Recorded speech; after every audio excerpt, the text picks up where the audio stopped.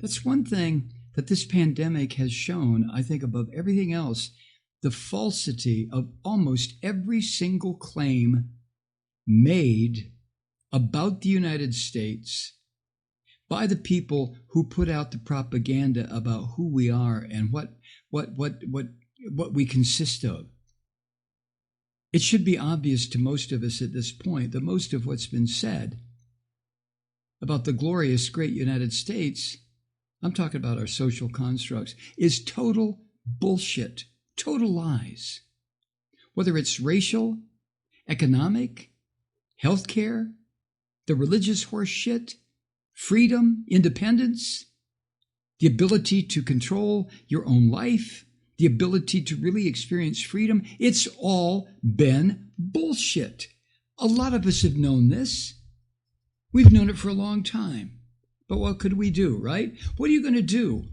A year ago, run down the street screaming, everything's bullshit. It's all going to fall apart. No, well, you know what would have happened? They would have come after you with the nets. And off you would have gone. But just something as simple as the Washington Redskins. Something as horrible as shooting black people down in the goddamn street. Something as filthy as throwing people out because they lose their job, throwing them out of their home or their apartment because they can't make a rent payment and there's no subsidies and no way to live. All of this has been exposed. The rotten underside of this culture, this political system, is now visible for everyone who wants to see it. There it is. There it is. Make America great again, my ass. Oh, there's some winners in this society. Oh, God, yeah, I know a couple. The top 1%? The top 1/10 of 1%? Oh, shit, they're doing just fine. Thank you very much. But they are the top 1%. The top 1/10%. We still live in a filthy place where 40 individuals control as much wealth as 150 million of us. Do you get that? Does that register? Does it resonate? Does it mean anything? If it doesn't mean anything, okay, screw it. Just continue to live a life that is not, what did the poet say?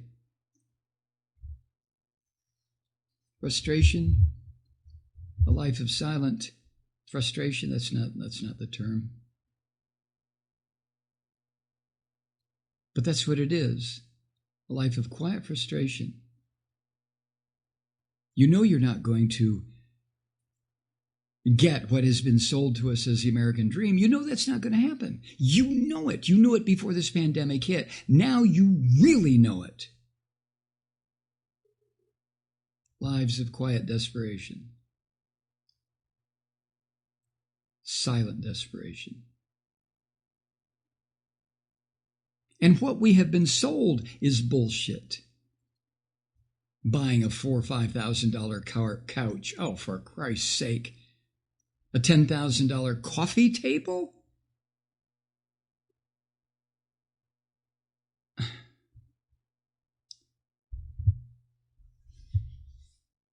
That's one thing the coronavirus has done. This one, COVID-19. It has ripped the facade away of what it's really like in this country at this time, and how useless and ridiculous and life has always been pointless. There's no point to it except that which we give it. But what can we give it now?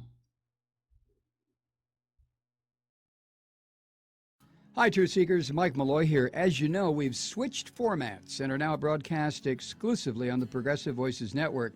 So that means you get fewer program interruptions, no corporate commercials, and lots of profanity. But our format change also means some of our radio listeners no longer hear the program. It's been a while since I mentioned our podcasts, so you may have forgotten that there is a way to listen to this program anytime you need a good dose of screaming. Visit MikeMalloy.com and subscribe to our podcasts. You have your choice. You can listen to the ranting with the audio podcast or listen and watch me lose control with a video podcast subscription. As a podcast subscriber, you can download the program to your mobile device and take me with you wherever you go. And if you have a friend who needs a dose of truth-seeking, you can give a gift subscription as well. That's MikeMalloy.com, and never miss a minute of the uncensored fun and frivolity.